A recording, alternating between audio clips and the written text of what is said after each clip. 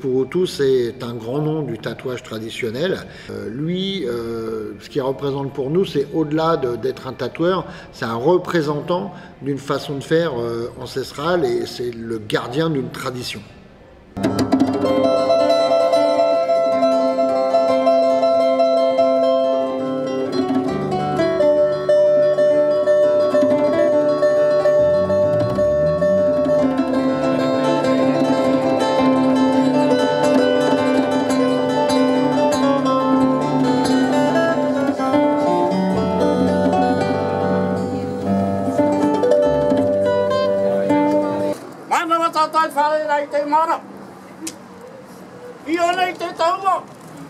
Ouais, grand personnage pour Purutu. Purutu, c'est quelqu'un qui ne parle pas beaucoup. C'est quelqu'un qui est très modeste, c'est quelqu'un qui s'exprime au travers de ses outils.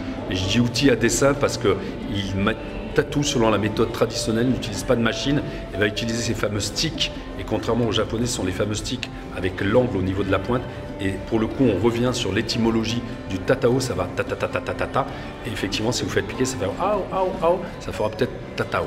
Donc oui, Purutu qui est un des personnages d'une modestie immense, il vient de l'île de Moorea et vraiment met en avant le traditionnel. Alors c'est vrai que sur les îles de Tahiti et ses îles, on a perdu un petit peu le tatouage traditionnel et Purutu maintient cet art ancestral que l'on retrouve beaucoup au Tonga, au Samoa, en Nouvelle-Zélande.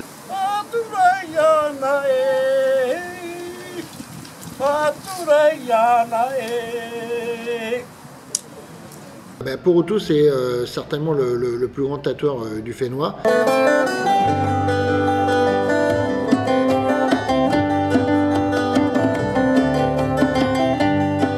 Purutu est tatoueur tahitien, effectivement, il est spécifiquement dans ce créneau-là.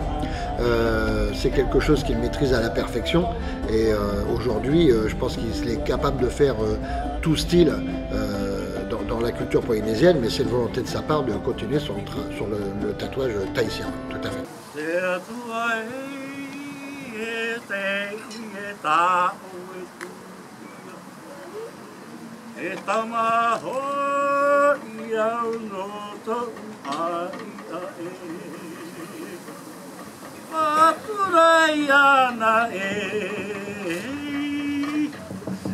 Paturayana